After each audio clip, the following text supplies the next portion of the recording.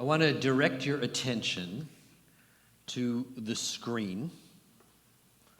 Something's going to pop up there. We have a little exercise to do with our eyes. So just look at it. Can you tell me what it is that you're seeing? And don't be surprised if you hear different things. Well, what do you see?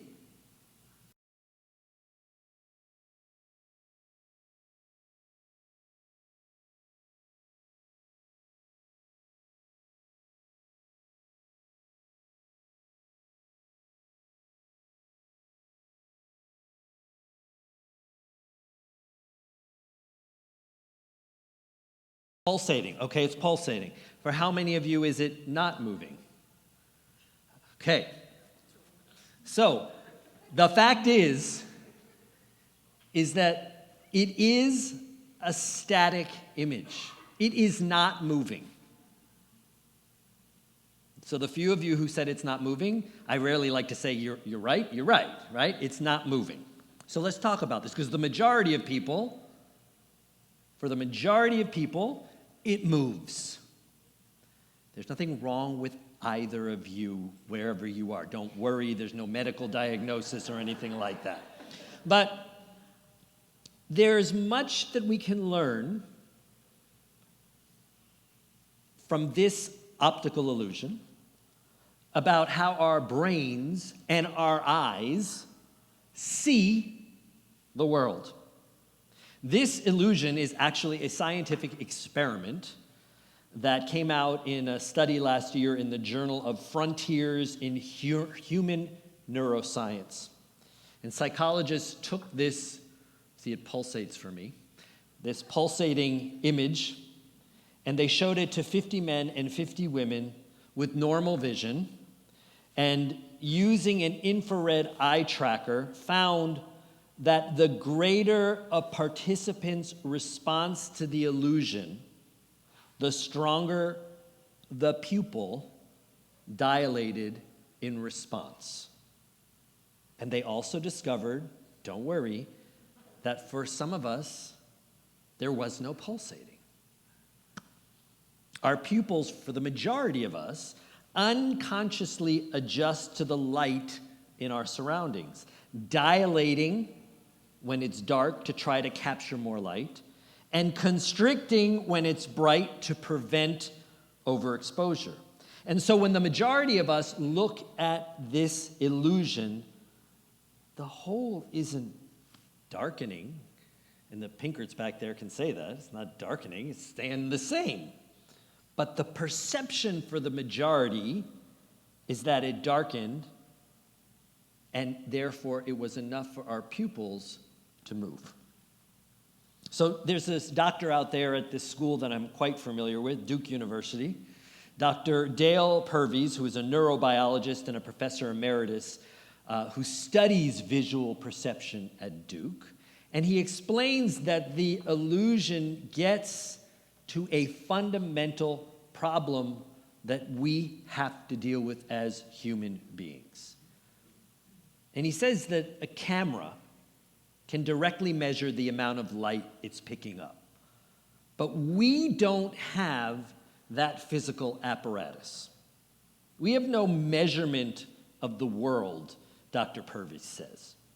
Instead, his colleague, Dr. Bruno Lang, who's a psychologist and professor at the University of Oslo and the author of this study that analyzed this pulsating dot, he explains that we have eyeballs that are attached to brains. And when the eye is seeing something, our brain is analyzing what it's seeing and building up and constructing a possible scenario and adapting to it. So if this illusion didn't do it for you, maybe you remember that internet sensation a couple of years ago with the dress? Was it a gold and blue dress or a white, right? The same type of thing. Our brains make assumptions about what is seen based upon past experiences and how our bodies respond to what it is that we're seeing. The brain goes into constant guessing mode, Dr. Lang says, and we have to sort of come up with the best solution.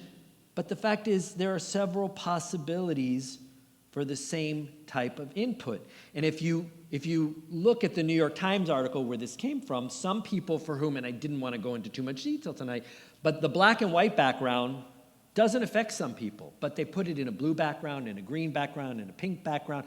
And for some people for whom it doesn't do anything here, once you change the color of the background, it does something, it pulsates. It's our brains. Everything we perceive, Dr. Purvey says, is inconsistent with the physical reality of the world. Everything we see, he argues, whether it's line length or color or brightness or whatever, it's not really, the scientists tell us, what we actually see. So keeping that in mind, this week in the Torah, tomorrow morning we'll do it, our Parsha begins with the following verse. Re'eh anochi noten lifnechem hayom bracha uklala. See this day that I put before you. Look and see the blessing and the curse. That's how this Parsha starts. God says to the people, look, pay attention, because right in front of you are blessings and curses. Good stuff and bad stuff. Look and see the beautiful stuff and the ugly stuff. Look and see the things that are going to uplift you and the things that are going to drag you down. Moments that are going to transform you in incredible ways, and moments that are going to sap you of energy and bring you down. Re'eh, see, look at this thing and use your free will to choose wisely. Obviously, we're going to choose the blessings.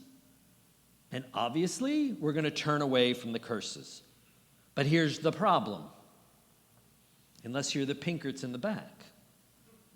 We just used our own eyes to see that what we see is often not what is really there. Seeing, and science suggests this, is not necessarily believing. What we can see can be misleading. Now, I'm not disagreeing with what the Torah says. I truly believe that right in front of each of us right now are blessings and curses. They're before us all the time. And we have to make choices, hopefully embracing the blessings and running away as quickly as possible from the curses. But how many of you have experienced what you perceived to be a blessing right before you? A person, an experience, a place, a thing, a moment, something that you knew was absolutely perfect, and well, poof, it was just an illusion. And it turned out to be a bust, a curse, or maybe just a major disappointment.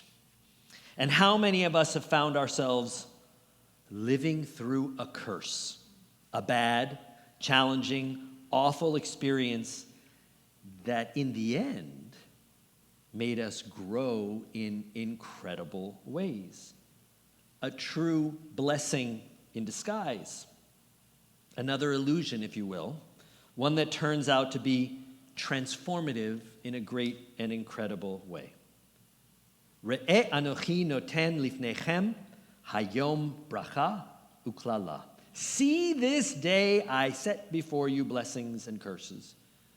How in the world then, if we can't trust these things, how in the world do we choose the true blessing? How do we guarantee that what we're seeing before us isn't an illusion? And how do we know if the curse that we're looking at is actually a blessing in disguise?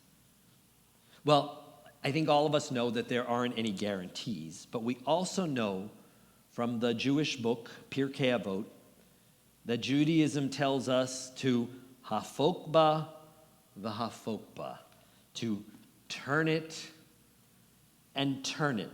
It, in this verse, turning it traditionally is understood as Torah. And therefore, we're told to turn the Torah kind of symbolically and look at it in different ways to find the deeper meaning, not just to rely on one perspective, a superficial understanding. But every time we learn, every time we grow, every time we have to make a choice in our life, my feeling is that's a moment of Torah.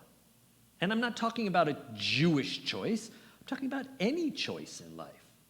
Because Torah literally means it's teaching. And every time we do something, every time we act, is teaching, is a moment of Torah. And every time we see before us blessings and curses, these are moments of Torah. Time to learn. And we must take what we see and hafokba v'hafokba, turn it and turn what we see. Take what appears to be a blessing and dive deep into it before we embrace it. Don't be afraid to take what appears to be a curse and dive into it before we run away from it. Don't rush to choose the blessings, and don't be fooled by what you see. Don't fall for the illusion. So our Torah, it commands us to see the blessings and the curses. There's no discrepancy about that. That's what it says. But at the same time, the Jewish tradition reminds us that seeing is more than using our eyes. It requires using our minds, our curiosity, of taking what is before us and stepping back and looking at all perspectives, not being impulsive and choosing what seems to be best, seeking guidance, diving deep, and only then, with caution, taking what we see and making a choice. And may we all slowly and carefully and with a lot of thought choose wisely. Cantor and I were talking about this again earlier this week, and she has this uncanny ability to know music that just speaks to the lesson, and I invite her to share this beautiful piece of art, really. And Eddie, so that nobody gets too dizzy, we can probably turn the illusion off. Thank you. If anybody wants, if you want more information, if you want to look at the article and look at the different color backgrounds, I'm happy to share more with you.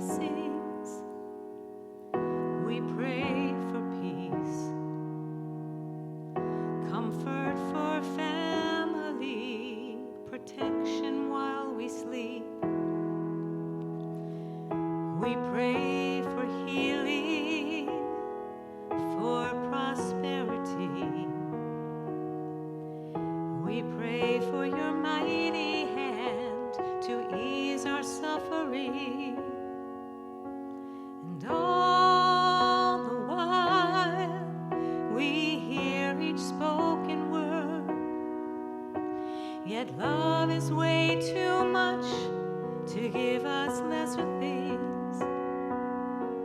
'Cause what if your blessings come through raindrops? What if your healing comes through tears? What if 1,000 sleepless nights are what it takes to know you're near? And what if trials of this life are your mercies in disguise?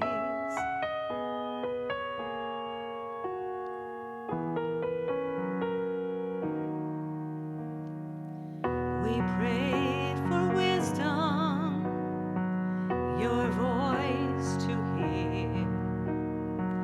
And we cry in anger when we cannot feel you near. We doubt your goodness, we doubt your love, as if every promise from your word is not enough.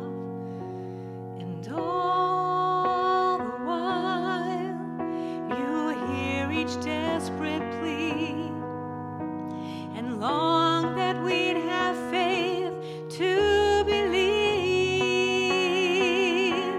'Cause what if your blessings come through raindrops?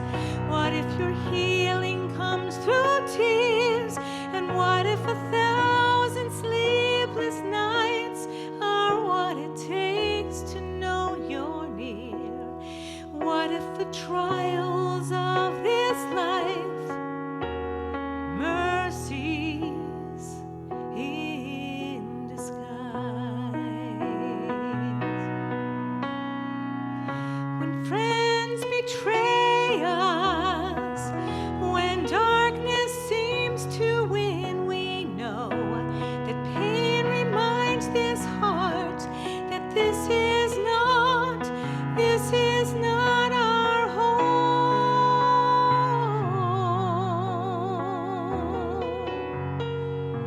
It's not our home.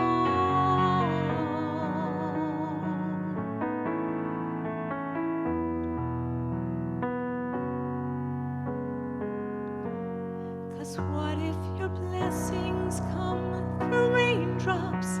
What if your healing comes through tears? And what if 1,000 sleepless nights are what it takes to know you're near?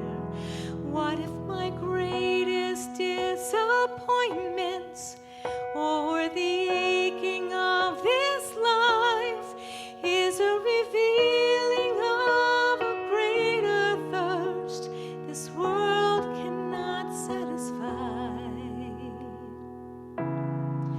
And what if trials